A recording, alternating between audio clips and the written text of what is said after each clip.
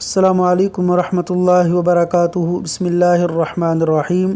غیبت سے بھی بڑا گناہ۔ صحیح مسلم حدیث نمبر 2589۔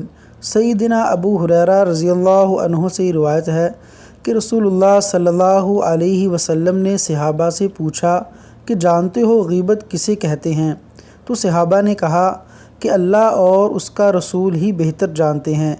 تو نبی صلی اللہ علیہ وسلم نے فرمایا کہ تمہارا اپنے بھائی کا اس انداز سے ذکر کرنا جسے وہ ناپسند کرتا ہے۔